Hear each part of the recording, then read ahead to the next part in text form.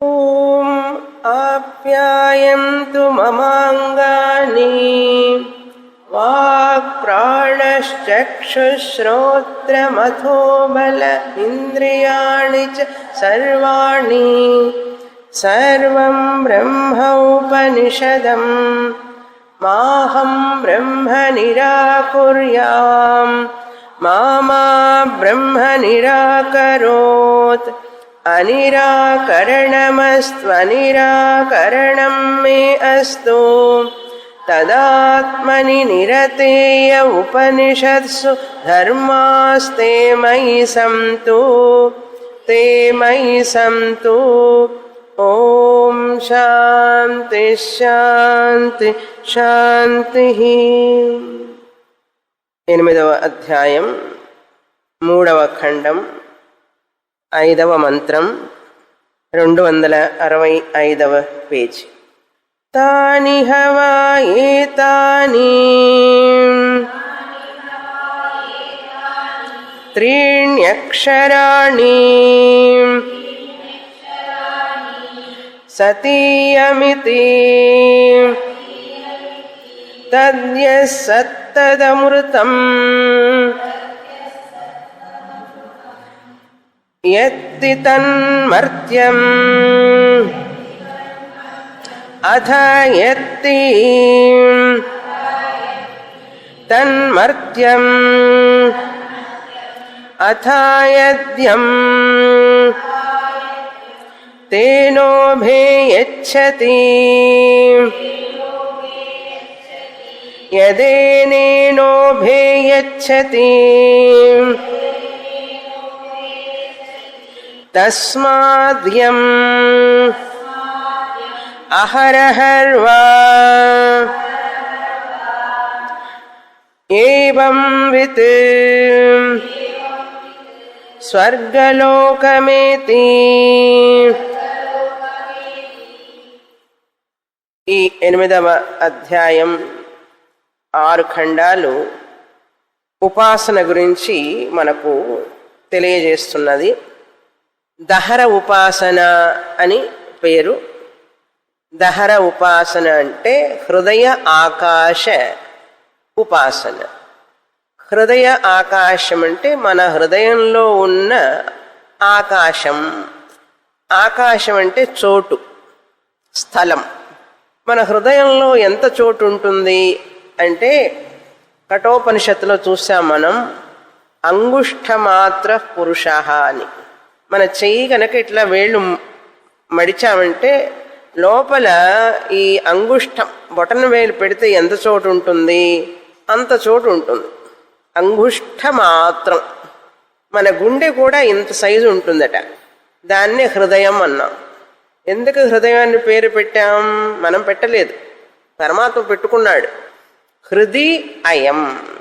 ఈ పరమాత్మ ఈ హృదయమునందు ఉండడం వలన, అంతటా వ్యాపించి ఉన్న పరమాత్మ మన ఈ హృదయంలో కూడా ఉండడం వలన హృదయం అని పేరు పరమాత్మకి.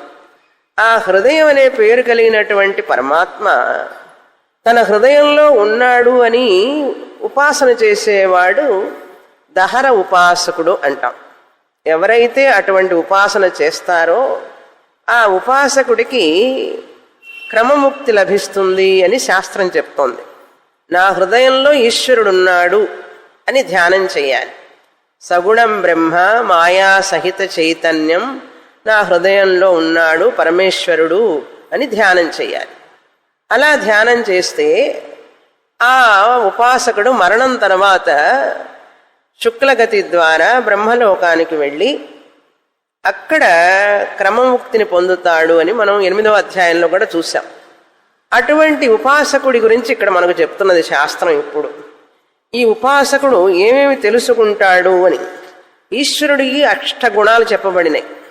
సత్యకామ, సత్య సంకల్ప అని చెప్పి అజరహ, అమరహ, విమృత్యు, అవన్నీ ఆ గుణాల్లో 2 గుణాలు మాత్రం చెప్పబడినాయి. సత్యకామ, సత్య సంకల్ప అని. మిగతా గుణాలన్నీ చెప్పాలి కదా. మరి యథా యథా ఉపాస్తే తథైవ భవతి. ఏ భావనతో మనం ఆ భగవంతుడిని ఉపాసన చేస్తే అవన్నీ కూడా మనకు వస్తాయి అని ఉపాసన ఫలం. యద్యద్ భావం అన్నాం. యథాభావం అంటే యథా యథా ఉపాస్తే, ఎలా ఎలా ఉపాసిస్తే అలా అలా ఫలం. ఇప్పుడు ఈ అష్టగుణంతో కూడినటువంటి ఈశ్వరుని ఉపాసించాడనుకోండి, ఈ ఉపాసకుడు ఆ అష్టగుణాలన్నీ ఈయనకొస్తాయి. ఈ ఉపాసకుడికి సత్యకాముడవుతాడు, సత్య సంకల్పుడవుతాడు, అన్ని లోకాలకు వెళతాడు, అన్ని కోరికలు తీరతాయి అని చెప్పింది కదా ఉపనిషత్తు. అలా చెప్తూ ఇప్పుడు ఇక్కడ ఇంకొక విషయం చెప్తున్నది ఈ 5వ మంత్రంలో. తానిహవా ఏతాని త్రీణి అక్షరాణి. ఈ హృదయంలో అంతరాత్మగా ఉన్నటువంటి ఈ పరమాత్మ, ఆయనకి సత్తు చిత్ అని పేరు మనం తెలుసుకున్నాం. ఆ సత్తు చిత్ అనేది ఉనికిగా ఎరుకగా మన హృదయంలో ఉన్నాడు. క్రిందటి వారం క్లాసులో జ్ఞాని తెలుసుకుంటాడు అని చెప్పాను. అక్కడ జ్ఞాని అంటే ఉపాసకుడిగా మనం అర్థం చేసుకోవాలి. అంటే ఈశ్వర జ్ఞానం కలిగిన వాడు అని అర్థం. ఇక్కడ ఆయనకి ఇంకా నిర్గుణ బ్రహ్మ జ్ఞానం రాలేదు. అక్కడ నేను జ్ఞానం అన్నానంటే మనం ఎలా అర్థం చేసుకోవాలి? జ్ఞాని అంటే ఈశ్వర జ్ఞానం కలిగినటువంటి వ్యక్తి. ఆ ఈశ్వరుడు నా హృదయంలో ఉన్నాడు, అంతటా ఉన్నాడు అని తెలుసుకోవాలి. అని తెలుసుకొని ధ్యానం చెయ్యాలి. అలా చేసేటప్పుడు సదైవ సౌమ్య ఇదమగ్ర ఆసీత్ అని చెప్పింది కదా 6వ అధ్యాయంలో. కనుక ఆయన సత్రూపంగా చిద్రూపంగా ఉన్నాడు అని భావన చేస్తున్నాడు. అక్కడ ఈ విషయం చెప్తున్నారు ఈ మంత్రంలో. అంటే కారణ ఆత్మగా ప్రాజ్ఞుడిగా ఉంటాడు. త్రీణి అక్షరాణి. త్రీణి అక్షరాణి అంటే 3 అక్షరాలు. సత్యం, సతీయమితి. సత్ తత్ యం. సతీయం అంటే మనం నిద్రావస్థలో ప్రాజ్ఞుడిగా కారణావస్థలోకి వెళ్ళిపోతాం. కారణావస్థలోకి వెళ్ళినప్పుడు ఏమవుతుంది? మనం అన్నీ కూడా ఇంద్రియ వ్యవహారాలు లేకుండా ఈశ్వరుడిలో లీనమవుతాము అని చెప్తున్నది మంత్రం. ఉపాసకుడు ఎలాగైతే మరణించిన తర్వాత ఈశ్వరుడిలో లీనమవుతాడో, మనకు చిన్న శాంపుల్ చెప్తుంది మంత్రం. నిద్రలో కూడా ప్రతి వాళ్ళు ఈశ్వరుడిలోనే లీనమవుతారు అని చెప్తున్నది. మరణించిన తర్వాత ఉపాసకుడు ఆ ఈశ్వరుడిలోనే లయమవుతాడు మళ్ళీ అని అర్థం. ఇక్కడ సత్ ఇయం అని చెప్తూ తత్ తత్ తదమృతం అన్నారు. ఇక్కడ సతీయం అనేటటువంటి మనం ఎలా విభజించుకోవాలి అంటే, స అనేదాన్ని సత్ అనే అక్షరం చేర్చుకుంటాం పలకడం కోసం. త అనే అక్షరాన్ని తకారం మళ్ళీ చేర్చుకుంటే తత్, తర్వాత యం. సత్ తత్ యం. ఈ సత్ తత్ ఎంలో ఒక్కొక్కటి గురించి చెప్తున్నారు ఇప్పుడు ఈ మంత్రంలో. తత్ యత్ తదమృతం అన్నారు. త్రీణి అక్షరాణి సతీయమితి. తత్ యత్ అమృతం. ఏదైతే సతీయంలో సత్ అని చెప్పబడిందో అది అమృత స్వరూపం. అమృతం అంటే మనం ఇక్కడ సత్ చిత్ అని అర్థం చేసుకోవాలి. పరాప్రకృతి 7వ అధ్యాయం ప్రకారంగా చూస్తే సత్ అంటే సా అనే అక్షరమే ఉన్నది, మనం తా చేర్చుకుంటాం. సత్, ఆ సత్ అనేది ఉనికి ఎరుక. సత్ చిత్ ఎగ్జిస్టెన్స్ కాన్షియస్నెస్. తర్వాత యత్ అథ అమృతం. అథ యత్ తన్మర్త్యం. యత్ యం. యత్ యం మీన్స్ తన్మర్త్యం. మర్త్యం అంటే నామరూప ప్రపంచం అని అర్థం. ఇక్కడ సా అంటే చైతన్యం, పరాప్రకృతి. ఉత్ అంటే మాయ, అపరాప్రకృతి. యం అనేది నియమనం చేసేటటువంటి శక్తి కలిగినటువంటిది. ఈ రెండింటినీ కలిపి ఉంచేది అని అర్థం. యం అంటే ఈ రెండింటినీ కలిపి ఉంచేది. బ్రహ్మ ఎక్కడ ఉంటే అక్కడ మాయ ఉంటుంది, ఎక్కడ మాయ ఉంటే అక్కడ బ్రహ్మ ఉంటుంది. బ్రహ్మ కంటే వేరుగా ఉండదు మాయ. కనుక ఉనికి ఎరుక నామ రూప రెండు కలిసే ఉంటాయి. నామరూపం మన కంటికి కనపడుతుంది, ఉనికి ఎరుక కనపడదు. ఎలక్ట్రిసిటీ లాగా పోయిన వారం చెప్పాను కదా. కనుక ఆ స అనేది అమృతం, ఉనికి ఎరుక. త్ అనేది మాయ, నామరూపం. ఈ రెండింటినీ కలిపి ఉంచేది ఆ నియమన శక్తి ఈశ్వరుడు. పరమాత్మ. అది చెప్తున్నారు ఇక్కడ. ఇప్పుడు ఉదాహరణకి గోడ ఉన్నది అన్నాం. ఈ గోడ ఉన్నది. ఈ గోడ అనేటువంటిది తాత్కాలికం, శాశ్వతం కాదు. ఇప్పుడు ఆ గోడను పడగొట్టేశారనుకోండి, ఏముంటుంది? అదంతా సిమెంటు, అదంతా కూడా పౌడర్గా అయిపోతుంది, పొడి పొడిగా ఉంటుంది. పొడి ఉన్నది అంటాం. ఇటుక పొడి, సిమెంట్ పొడి ఉన్నది అంటాం. ఇటుక పొడి, సిమెంట్ పొడి ఉన్నదన్నాం కానీ గోడలు ఉన్నది అనలే. గోడ ఉన్నది, గోడ పగలగొట్టిన తర్వాత ఇటుక పొడి ఉన్నది, కానీ ఉన్నది అనేది మారలేదు. గోడ అనేది లేకుండా పోయింది, ఇటుక సిమెంట్ పొడి అని వచ్చింది. పొడి ఉన్నది అన్నాం. సరే, గోడ పోయింది, గోడ పోవడం వలన పొడి వచ్చింది, పొడి ఉన్నది అన్నాం. ఉన్నది అనేది పోలేదు. ఆ ఉన్నది అని పోలేదు కనుక ఆ పోనటువంటిది ఏదో అదే అమృతం. అక్కడ అమృతం అంటే ఏమిటి? Eternal, immortal. పోలేదు కదా, ఉన్నది కదా, ఎప్పుడూ ఉంటుంది. అందుకని అది ఏదో ఒక రూపంలో ఉంటుంది, కారణ రూపంలో ఉంటుంది, మరొక రూపంలో ఉంటుంది, అసలు లేకుండా ఉండదు.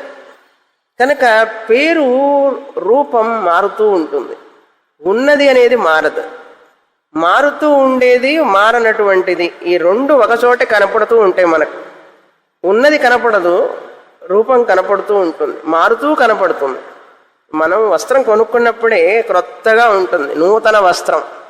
తర్వాత కొద్ది రోజుల తర్వాత అది పాత పడిపోగానే దాన్ని ఏం చేస్తాం? ఆ చీరని పీసులు పీసులుగా, ముక్కలు ముక్కలుగా చేసి తర్వాత హ్యాండ్ కర్చీఫ్గా చేసుకుంటారు చాలామంది. చీర ఉన్నది, అది కట్ చేసిన తర్వాత హ్యాండ్ కర్చీఫ్ ఉన్నది అన్నారు. అప్పుడేమో చీర ఉన్నది అన్నావు, ఇప్పుడు హ్యాండ్ కర్చీఫ్ ఉన్నది అన్నావు. హ్యాండ్ కర్చీఫ్ చీర కాదు, చీర హ్యాండ్ కర్చీఫ్ కాదు. చీర ఉన్నది, హ్యాండ్ కర్చీఫ్ ఉన్నది, మారకుండా ఉన్నది అందులో ఉన్నది. అదే ఉనికి. ఆ ఉనికి సత్ అన్నాం, దాన్ని అమృతం అన్నాం. అమృతం అంటే ఏమిటి? ఇక్కడ మారకుండా ఉండేదేదో అది అమృతం, ఎప్పుడు ఉండేది అని అర్థం. మనకు తెలిసిన ఎగ్జాంపుల్ చెప్పానమాట. చాలామంది నూతన వస్త్రాలకు కొంచెం పాత పడిపోయిన తర్వాత వేరేగా ఉపయోగించుకుంటారు, బ్యాగులుగా కూడా కుడతారు. బ్యాగ్ ఉన్నది అన్నారు. బొంతలు కుడతారు చూసారా? అన్ని పాత చీరలు అన్ని కలిపి పిల్లలకి బొంతలు కుట్టేవాళ్ళు వెనకటి రోజుల్లో. ఇప్పుడు అన్ని బయట కొంటున్నారు.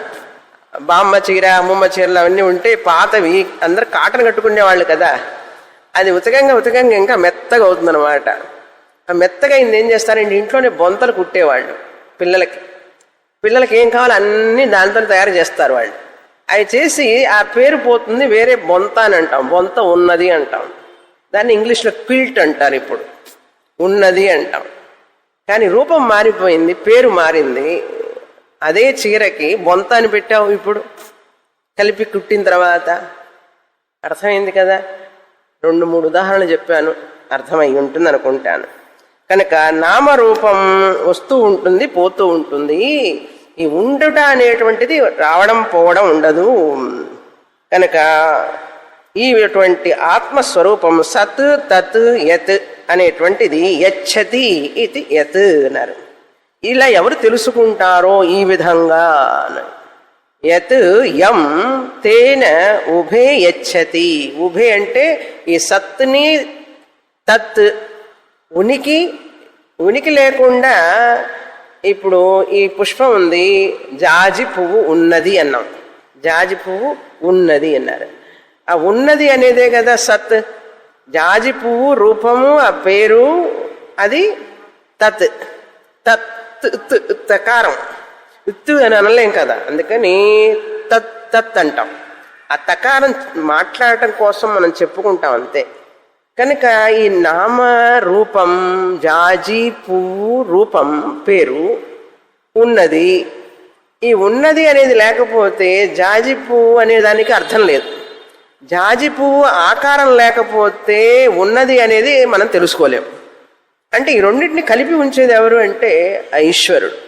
యచ్చతి అన్నారు, ఉభే యచ్చతి అన్నారు. ఈ రెండు కలిపి ఉంచి నియంత్రించేవాడు పరమాత్మ అన్నారు. నామరూపాలని తన మాయాశక్తి చేత ఆ ఉనికి ఎరుకని, ఆ మాయా నామరూపాన్ని రెండింటిని కలిపి ఉంచేది యచ్చతి అని అర్థం. తేన ఉభే యచ్చతి.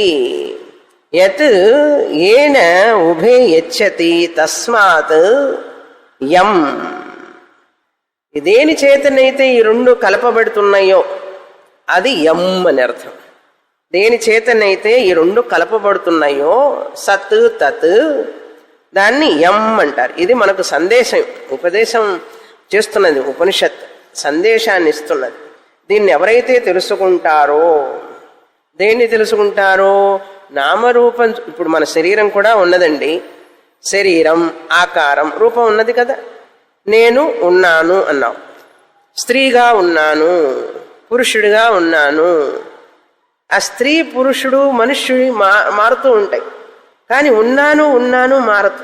పొట్టిగా ఉన్నాను, పొడుగ్గా ఉన్నాను, లావుగా ఉన్నాను, ఉన్నాను మారడం లేదు. చూసారా, ఈ శరీరం మారుతూ ఉంది.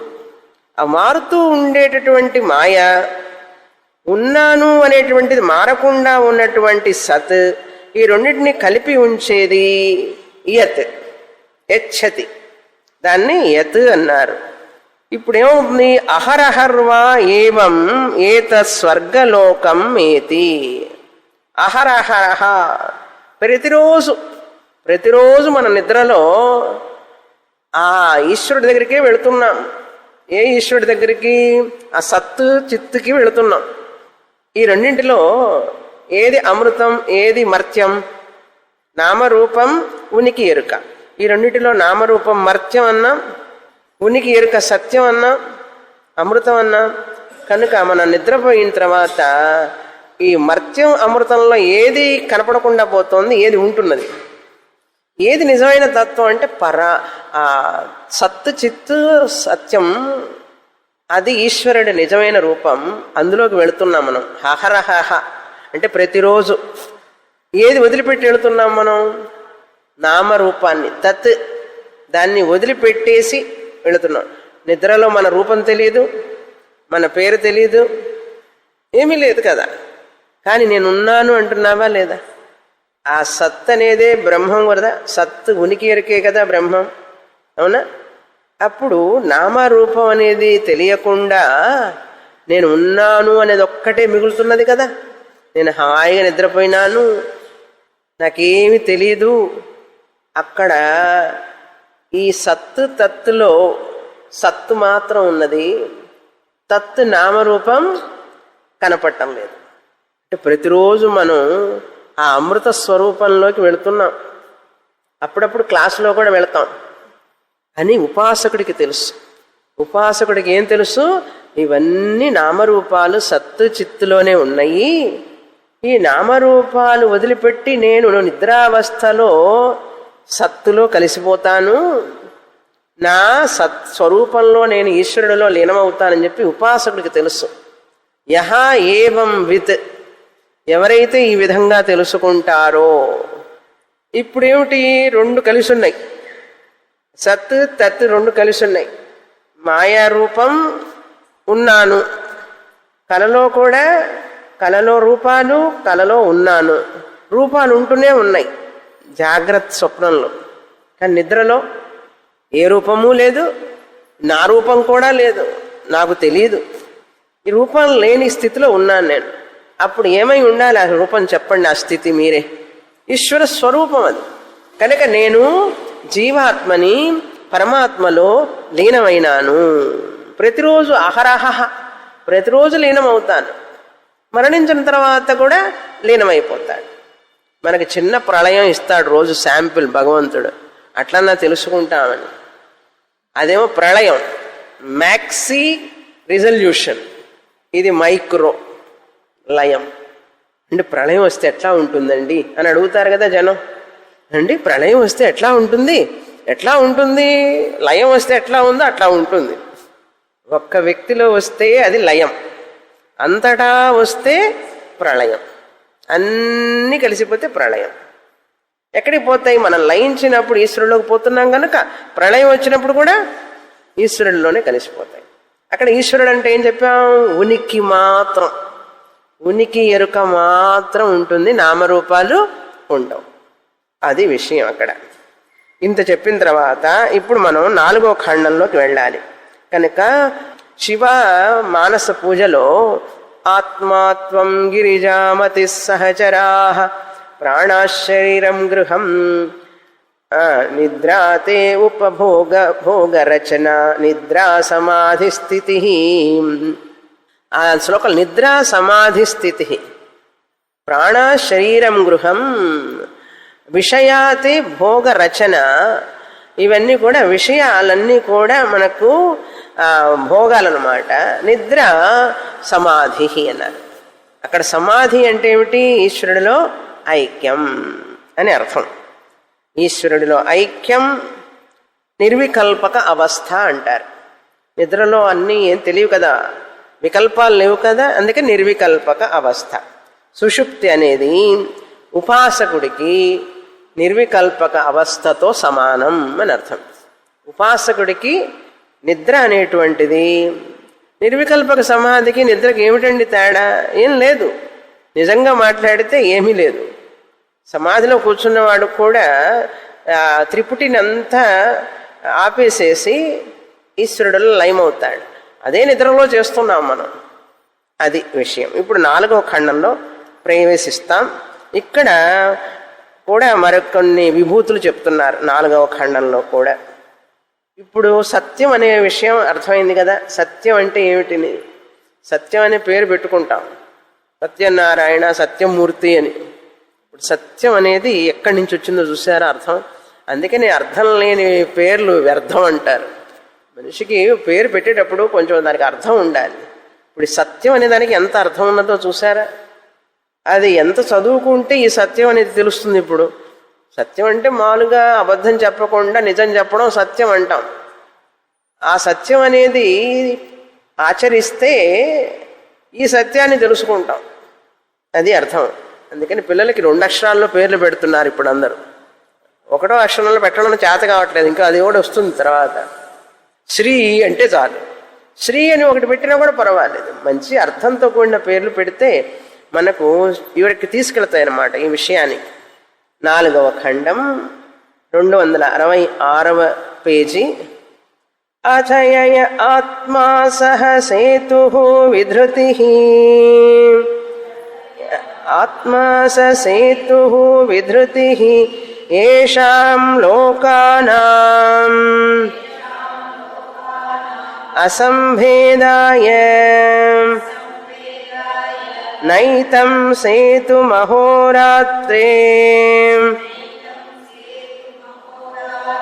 తరతః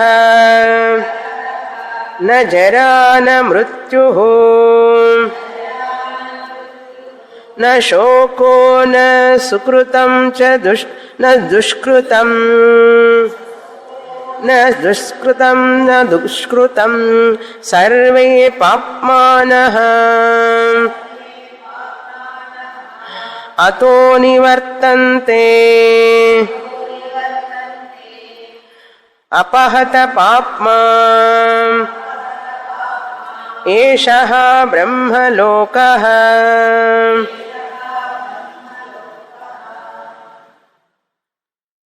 భగవద్గీతలో 10వ అధ్యాయంలో భగవద్గీతలో శాశ్వత ధర్మగోప్త అని ఒక పదం వస్తుంది. శాశ్వత ధర్మగోప్త.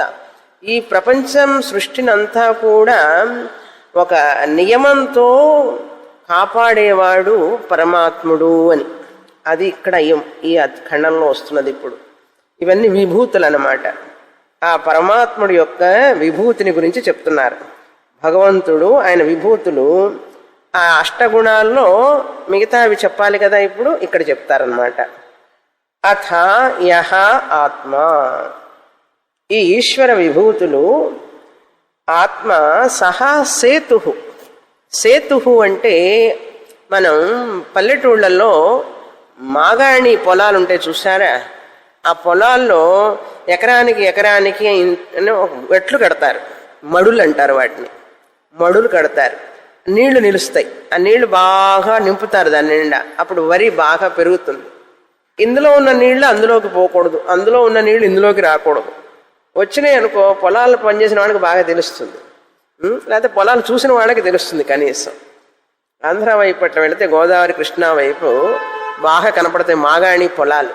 ఆ నీళ్లు నిలుపుతారనమాట. ఆనకట్ట అంటారు, కట్ట కట్టడం అంటారు.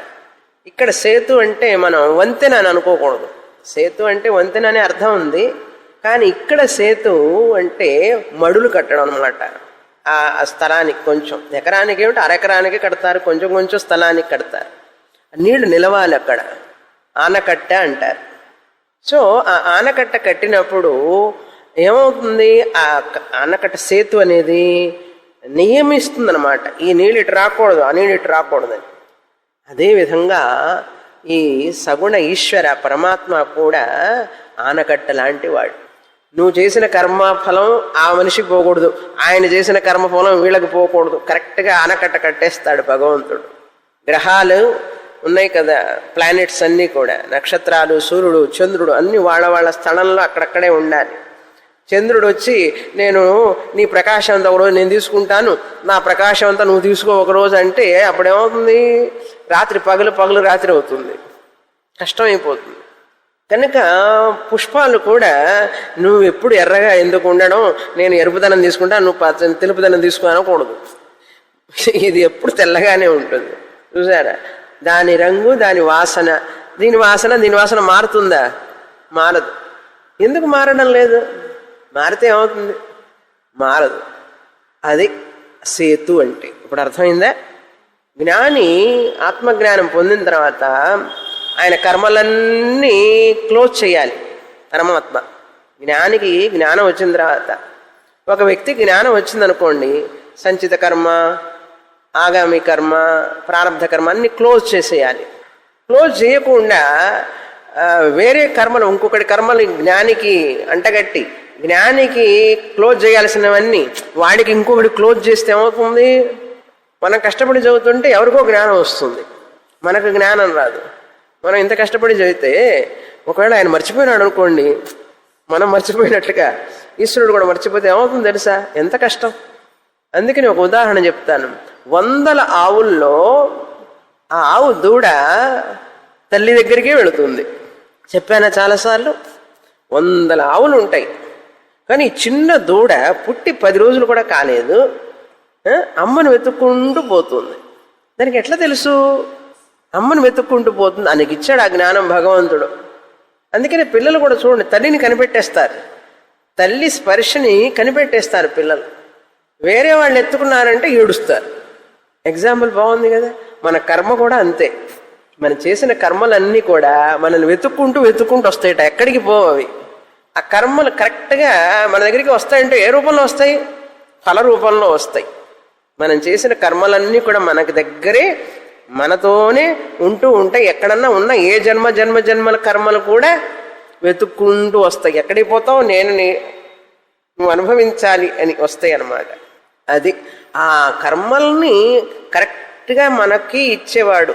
మనం చేసిన కర్మల్ని, మంచి కర్మ చేసామనుకోండి, మంచి ఫలాన్ని ఇవ్వాలి కదా మరి. అందుకని ఆయన చూస్తాడనమాట పరమాత్ముడు. సేతు అనమాట. ఓ పాపం వీడు మంచి కర్మలు చేశాడు, వీడికే ఇవ్వాలి. ఆ పక్కన ఒకడు ఉంటాడు దుష్టుడు, పక్కన ఒకడు ఉంటాడు అనుకోండి, బురద నీరు ఉంది, మడి కట్టినప్పుడు, సేతు కట్టినప్పుడు చెడు నీరు ఉంది పక్కన, అవి ఇందులోకి రాకూడదు, ఆపాలి కదా.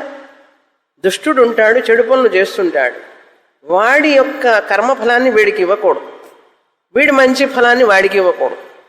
అందుకని వాల్మీకి కథలో వాల్మీకి రత్నాకరుడుగా ఉన్నప్పుడు చాలా పాపాలు చేస్తుండేవాడు. కుటుంబాన్ని పోషించడానికి చేస్తూ ఉంటే దొంగతనాలు చేసి, దోపిడీలు చేసి, అందరిని చంపుతూ ధనాన్ని తీసుకెళ్ళి భార్యకి ఇచ్చి, పిల్లలకి ఇచ్చి చేస్తూ ఉంటే నారదుడు వచ్చి అడిగాడు, ఎందుకు ఇలా చేస్తున్నావు పాపకృత్యాలు అంటే, నా కుటుంబాన్ని ఆనందంగా ఉంచడం కోసం, నా భార్య పిల్లల్ని ఆనందంగా ఉంచడం కోసం చేస్తున్నాను అన్నాడు. మరి ఇది పాపం కదా, మరి నీ డబ్బులో వాళ్ళందరూ పంచుకుంటున్నారు, నీ పాపాన్ని కూడా పంచుకుంటారా అని అడిగాడు. ఎందుకు పంచుకోరు? నా డబ్బులు తీసుకున్నప్పుడు నా పాపాన్ని కూడా పంచుకుంటారు వాళ్ళు అన్నాడు. పోయి అడిగిరా అన్నాడు. నారదుడు ఏమన్నాడు, మీ భార్యని పోయి అడిగిరా, నీ పాపాన్ని కూడా ఆవిడ తీసుకుంటుందేమో, నీ డబ్బులనే తీసుకుంటున్నది ఇప్పుడు ఇంతవరకు, పాపం కూడా తీసుకుంటున్నదేమో అడుగన్నాడు. సరే అడిగి వస్తానని చెప్పి వెళ్ళాడు ఇంటికి. వెళితే, నీకు తెలుసా నేను ఎట్లా డబ్బులు తెచ్చిస్తున్నానో నీకు రోజు అంటే, నాకు తెలీదు, నువ్వు ఇస్తున్నారు తీసుకుంటున్నాను. నేను దారి దోపిడీ చేసి దొంగతనం చేసి అందరినీ చంపి నీకు ఆ డబ్బులు తెచ్చిస్తున్నాను, మరి ఇట్లా చేస్తే నాకు పాపం వస్తుంది, మరి నా పాపాన్ని కూడా తీసుకుంటావా అని అడిగాడు. ఆవిడన్నది, పాపం నేనెందుకు తీసుకుంటాను, నేనేం తీసుకోను, నన్ను పోషించడం నీ కర్తవ్యం, నువ్వు ఎట్లా పోషిస్తావో నీ ఇష్టం, కనుక నీ డ్యూటీ నువ్వు చేస్తున్నావు, అంతేకాని నువ్వు చేసిన పాపాన్ని మాత్రం నేను తీసుకోనున్నది. అది ఎవరు ఆ నియమనం చేసేది? భగవంతుడు. అదే చెప్తున్నది మంత్రం ఇక్కడ. సేతు సేతు విధృతి అన్నారు. ఆ సేతు అనేటువంటిది విధృతి తేషాం లోకానాం, ఈ లోకాలన్నింటికి అంటే ఈ యొక్క జీవరాశులు వీటన్నిటినీ కూడా నిలిపి ఉంచేది అని అర్థం.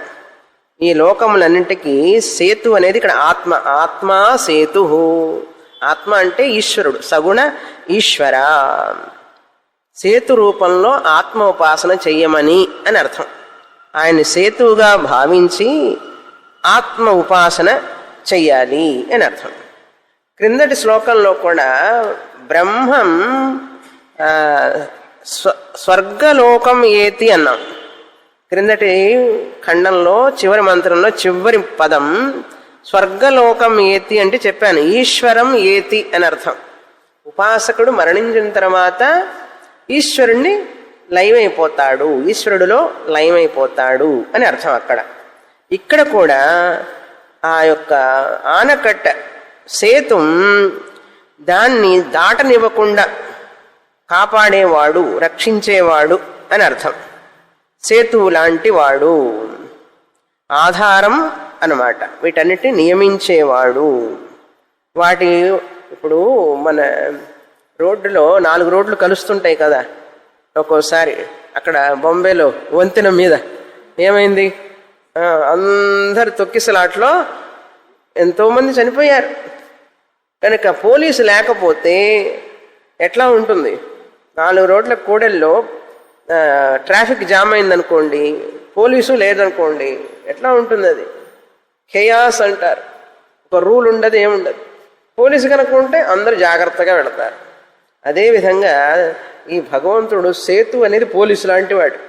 ఆత్మ పరమేశ్వరుడు సేతువులాగా ఈ సృష్టిని అంతా నిలుపుతున్నాడు అని అర్థం. అని ఉపాసన చేయాలి ఉపాసన చేసేవాడు. ఈ ఉపాసన చేస్తూ తేషాం లోకానాం అసంభేదాయ, అసంభేద, సంభేద అంటే కలపడం, కలవకుండా వాటిని అసంభేదాయ, సంభేద అంటే కలగలపడం అంటారు. గందరగోళం అని చెప్పచ్చు తెలుగులో చెప్పాలంటే. గందరగోళం. ఆయన గనక ఆయన ఆనకట్టలాగా లేకపోతే ఇదంతా గందరగోళం అయిపోతుంది అని అర్థం. అసంభేదం అంటే అట్లాంటి గందరగోళం లేకుండా చూసేవాడు ఆ పరమాత్ముడు. అహోరాత్రాత ససంభేదాయ న ఏతం సేతుం అహోరాత్రే తరతః. ఈ సేతువు అంటే ఈ పరమాత్ముడిని అహోరాత్రి కాలం, కాలం అనేది ఆయన దగ్గరికి రాదు. కాలంలో అన్ని కలిసిపోతుంటాయి కదా. కాలం అంటే ఏమిటి అర్థం? నాశము అని అర్థం. కాలము అంటే నాశం అని అర్థం. నాశం అంటారు ఏమిటంటే కాలానికి అన్నారు. అయిపోతుంటుంది కదా, నిమిషం అయిపోయింది, గంట అయిపోయింది. గంట అన్నామంటే ఏమిటి? గంట అయిపోయింది అని అర్థం. ఒక రోజు అయిపోయింది, నెల అయిపోయింది. ఏ నెల అయిపోయింది? సెప్టెంబర్ అయిపోయింది. మాసం అయిపోయింది, సంవత్సరం అయిపోతుంది. అంటే నాశం అన్నమాట, నశిస్తుంది.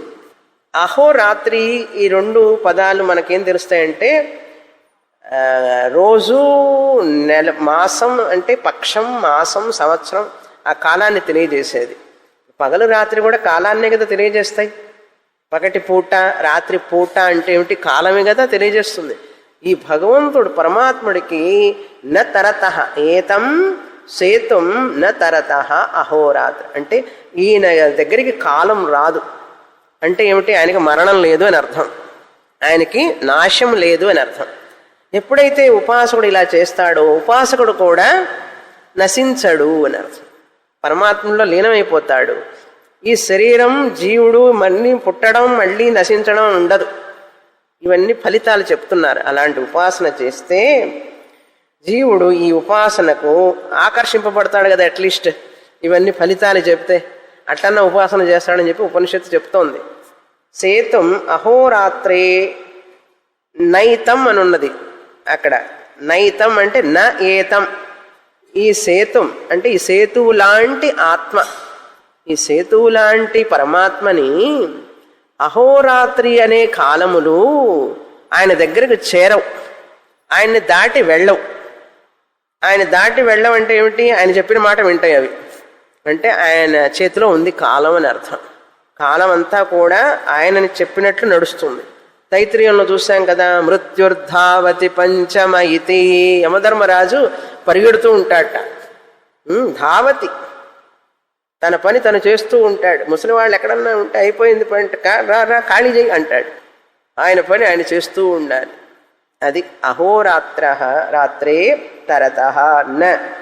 అంతేకాదు న జరా, ముసలితనము రాదు. ముసలితనం అనేది కూడా కాలాన్ని కదా నిర్ణయిస్తుంది. ముసలితనము రాదు.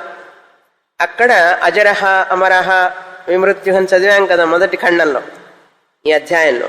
ఇప్పుడు ఈ ఉపాసకుడు అటువంటి అష్టగుణ ఈశ్వరుడు మీద ఉపాసన చేయడం వలన ఈయనకి కూడా ముసలితనం రాదు.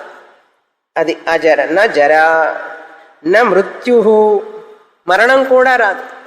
ఎందుకంటే ఆయన మరణం లేనివాడు కదా. అటువంటి ఈశ్వరుని ఉపాసన చేస్తే ఈయనకి మరణం ఎట్లా వస్తుంది? మరణం రాదు అని అర్థం. తరత అనేది భగవంతుడు కాలాతీతుడు అని అర్థం. అటువంటి భగవంతుడిని పొంది ఉపాసకుడు కాలాతీతుడు అవుతాడు అని అర్థం. అత కనుక భగవంతుడు ఇవన్నీ కూడా ఈశ్వరు నుంచి సుకృతం దుష్కృతం న శోక. పరమాత్ముడిలో శోకం లేదు. నువ్వు అటువంటి పరమాత్మని ఉపాసన చేస్తే నీకు కూడా శోకం ఉండదు. నా శోకం. అదేవిధంగా న సుకృతం. పోనీ పుణ్య పాపాలు దుష్కృతం అంటే ఉండదండి. నా దుష్కృతం అన్నాడు. ఆయనలో పాపం లేదు. మరి సుకృతం పుణ్యం ఉండదా అండి? నా సుకృతం. అన్యత్ర ధర్మాత్ అన్యత్రాధర్మాత్. ఆయనలో పుణ్యము లేదు పాపము లేదు, మంచి లేదు చెడు లేదు, రెండూ లేవు. ఎందుకంటే చెప్పాం కదా, పుణ్యం ఉంటే బంగారపు గొలుసు లాంటిది, కట్టేస్తున్నట్లే మళ్ళీ మంచి జన్మ వస్తుంది, దేవతా జన్మ వస్తుంది. పరమాత్ముడు పుణ్య పాపాలకు అతీతుడు. మంచి చెడు అనేటువంటివి రెండూ కూడా ఆయనకి అతీతం అన్నారు.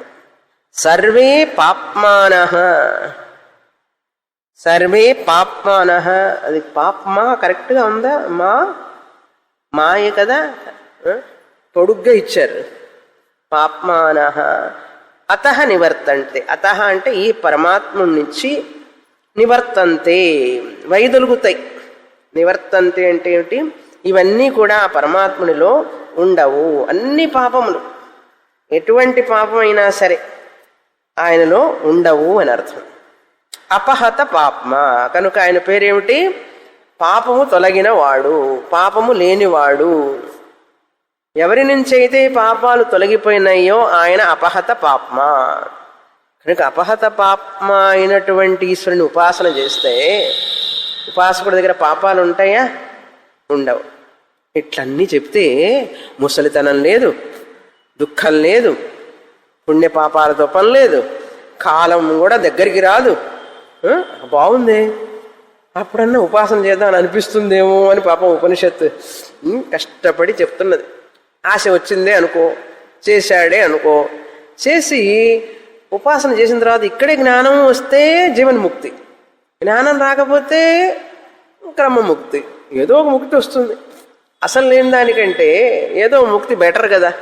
సరే, తర్వాత మంత్రం, తర్వాత ఇంకా విభూతులను చెప్తున్నారు. చాలా ముఖ్యమైనటువంటి మంత్రం. అందుకని ఉపాసకులుగా ఉండడం కూడా అది పెద్ద సాధన. ఇప్పుడు ఏం చెప్తున్నారంటే సర్వదోష నివృత్తి గురించి చెప్తున్నారు. అన్ని దోషాలు పోతాయి అని చెప్తున్నారు. రెండవ మంత్రం చదువుతాం. తస్మాద్వా ఏతం సేతుం తీర్త్వా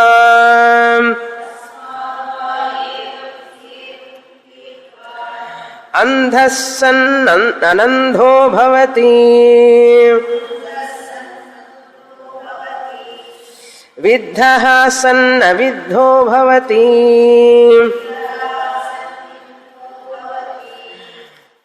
ఉపతాపి సన్ అనుపతాపి భవతి తస్మాద్వా ఏతగుం సేతుం తీర్త్వా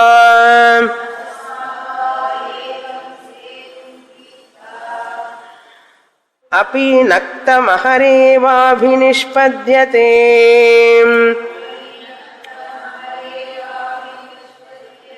సకృద్విభాతో హ్యేవైషః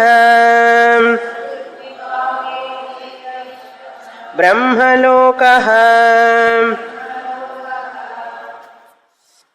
ఇంకా ఏమిటి ఫలితాలు అంటే తస్మాత్ వా ఏతం సేతుం తీర్త్వా.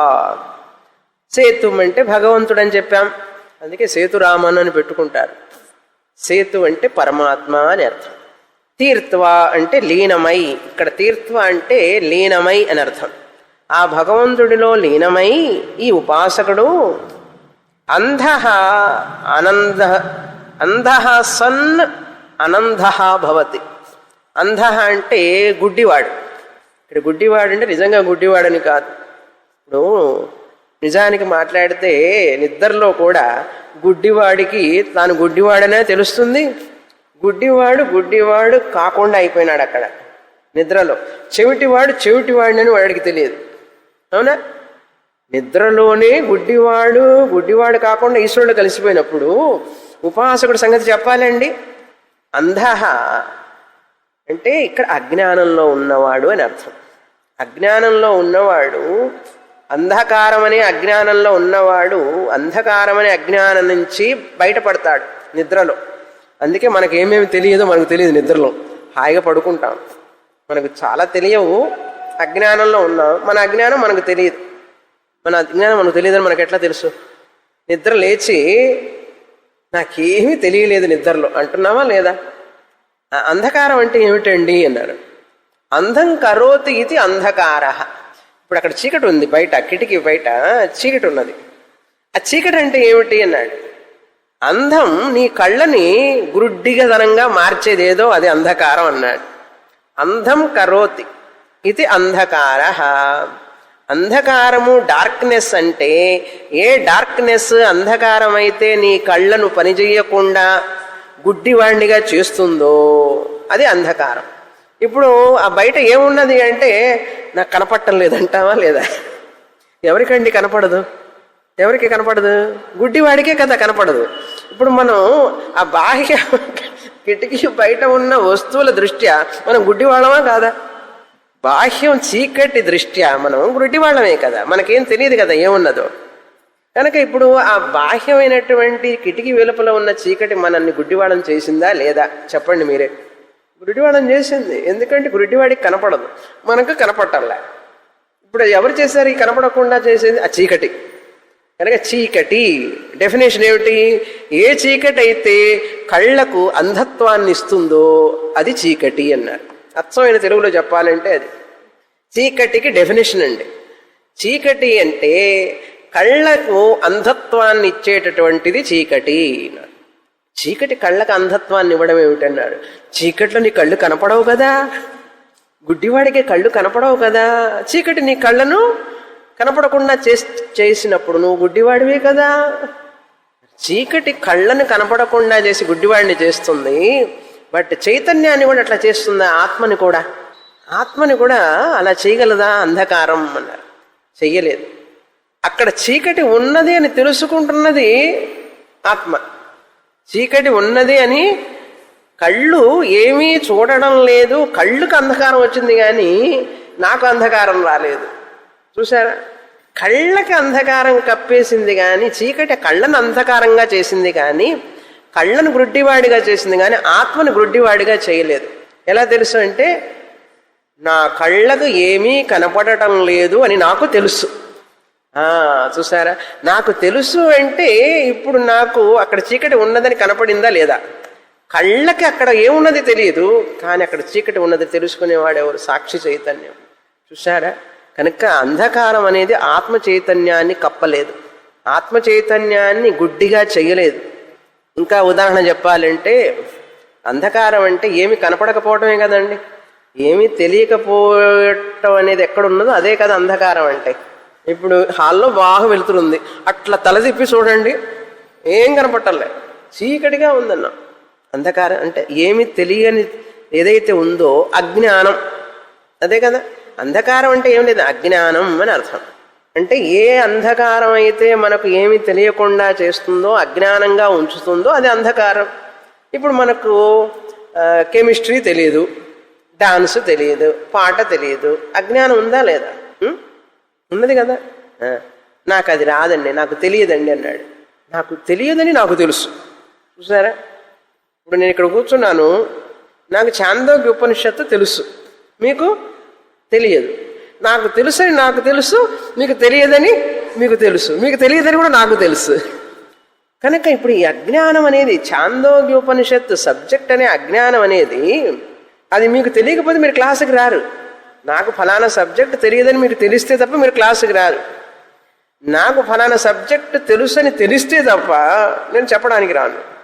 లేకపోతే మీరు ఇక్కడ కూర్చుంటారు, నేను అక్కడ కూర్చుంటాను, కన్ఫ్యూజ్ అయిపోతాం కదా. తెలియని వాడికి తెలియదని తెలుసు, తెలిసిన వాడికి తెలుసు అని తెలుసు. ఆ తెలుసు అనేటువంటిది ఏమిటి అంటే అజ్ఞానాన్ని కూడా ప్రకాశింపచేసేది ఆత్మ. అజ్ఞానాన్ని కూడా, అందుకని మనకేమేం తెలియదో బాగా తెలుసు మనకు. అవునా? స్వామి నాకు తెలియలేదండి అంటుంటాం. నీకు తెలియదని తెలుసు కదా. అంటే అంధకారం అనే అజ్ఞానం, అంధకారం అనేది అన్నిటినీ కప్పుతుంది కానీ చైతన్యాన్ని కప్పలేదు. అందుకని నేను చీకటిని తెలుసుకున్నాను. కళ్ళు తెలుసుకోలేవు, నా కళ్ళు చీకటిని చూడలేక ఏమి తెలుసుకోవట్లేదని నేను తెలుసుకున్నాను. అర్థమైందా? చాలా డీప్ సబ్జెక్ట్, కొంచెం ఆలోచించాలి, బాగా ఇంట్రెస్టింగ్గా ఉంటుంది. కనుక అటువంటి ఉపాసకుడు సేతుం తీర్త్వా భగవంతుడులో లీనమై సన్ అనంధ అంధ అనంధ భవతి. గుడ్డివాడు కాకుండా ఉంటాడు. నిద్రలోనే ఉంటామా లేదా? ఇప్పుడు నాకు అది తెలియదండి అన్నాం, నిద్రలో కూడా ఏమీ తెలియదు. అట్లాగే ఇక్కడ విద్ధ సన్ అవిద్ధో భవతి. దోమ కుట్టిందనుకోండి, దోమ కుడితే విద్ధ సన్, నిద్రలో దోమ కుట్టినా సరే, కొంతమంది బాగా నిద్రపోతుంటారు. విద్ధ సన్ కుట్టినా కరిచినా గాయం అయినా కూడా, బాధ ఉన్నా కూడా, విద్ధ అంటే ఏంటి? గుచ్చుకోవడం అనమాట. ఏదైనా గుచ్చుకున్నా కూడా, సూది కానీ ఏదైనా, నిద్రలో ఏం తెలియదు, నిద్రపోతుంటాడు.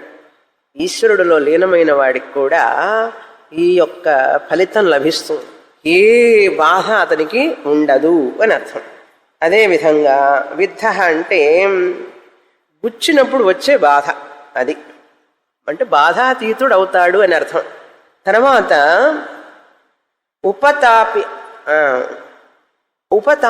అనుపతాపి భవతి. తెలుగులో కూడా తాపం తాపం అంటుంటాం చూసారా? తాపించిపోతున్నాడండి. తాపం అనేది లేకుండా పోతుంది. నిద్రలో కూడా తాపం లేదు కదా. ఈశ్వరుడు లీనమైనా కూడా తాపం ఉండదు, ఎందుకంటే నిద్రలో ఈశ్వరుడు లయమైనా, అందుకని తాపం లేదు. ఉపాసకుడు ఈశ్వరుడు లయం అయితే ఇంకా తాపం ఉంటుందా? ఉండదు. అది ఈశ్వరుడిలో కలిసినప్పుడు తాపం ఉండదు. తీర్త్వా, ఈశ్వరుని చేరిన వాడికి ఈ విధంగా తస్మాద్వా ఏతం సేతుం తీర్త్వా, ఈ విధంగా ఆ సేతువుని అందులో లీనమైన వాడికి, ఆ ఉపాసకుడికి నక్తం అహరేవ అభినిష్పద్యతే. రాత్రి కూడా పగలుగానే ఉంటుంది. కాబట్టి నిద్రలో రాత్రి కూడా నిద్రపోతున్నాం, రాత్రి అని తెలుసా? చూసారా? నక్తం అంటే రాత్రి, అహహ ఏవ నిష్పద్యతే, హాయిగా నిద్రపోతున్నాం, రాత్రి అని తెలియదు, పగటిగానే ఉన్నది అక్కడ మనకు. రాత్రి అని తెలియకపోతే పగటిగా ఉన్నట్లే కదా. నక్తం రాత్రి, అహరేవాభి పగటిగాని, సకృద్విభాత హి ఏష, ఈ ఆత్మ ఎప్పుడు ప్రకాశిస్తూనే ఉంటుంది, స్వయం ప్రకాశం. సకృత్ అంటే ఎప్పుడు, ఎల్లప్పుడూ, విభాతి తెలుస్తూనే ఉంది, అన్నీ తెలుస్తూనే ఉన్నాయి. తెలియదని తెలుసు, తెలుసని తెలుసు, చూసారా, అది సకృద్విభాతి అంటే అర్థం. సకృద్విభాతి ఏషః బ్రహ్మలోక.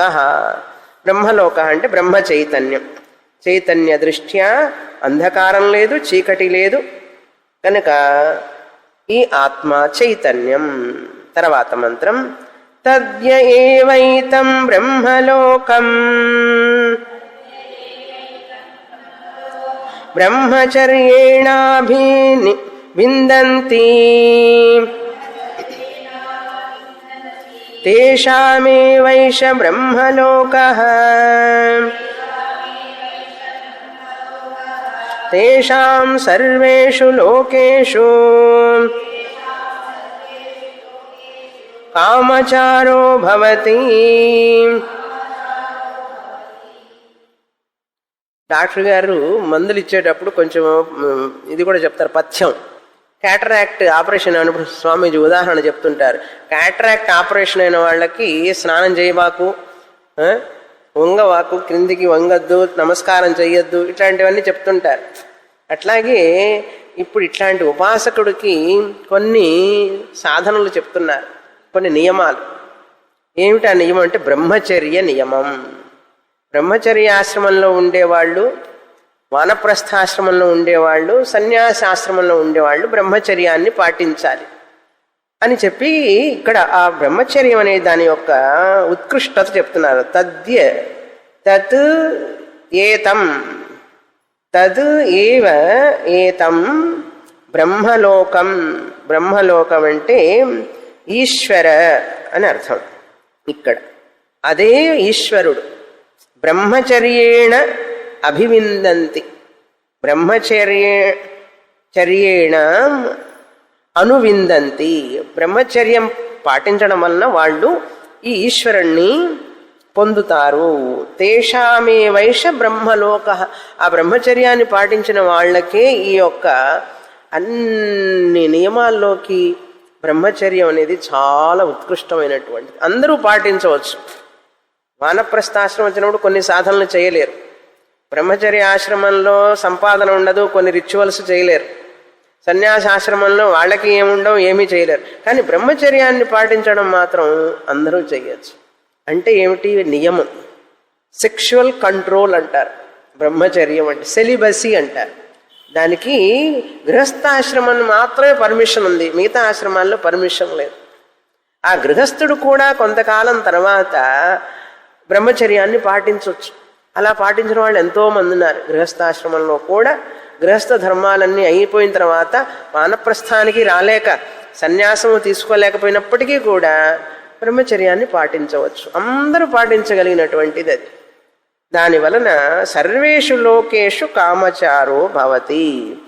అలా చేసిన వాళ్ళకి, ఆ ఉపాసన చేసి ఈ యొక్క బ్రహ్మచర్యాన్ని పాటించిన వాళ్ళకి క్రమముక్తి లభిస్తుంది. వాళ్ళకి అనుకున్నవన్నీ నెరవేరుతాయి. కామచారో భవతి అంటే ఏమిటి? వాళ్ళు భగవంతుడిలో లీనమవుతారు. భగవంతుడు ఎట్లాగైతే అన్ని లభించిన వాడు వీళ్ళు కూడా అలాగే పొందుతారు అని. ఇంతటితో 4వ ఖండం అయిపోయింది. తర్వాత ఖండంలో ఇంకా బ్రహ్మచర్యం విశిష్టత గురించి 5వ ఖండంలో చెప్పబడుతుంది. తర్వాత చూస్తాం.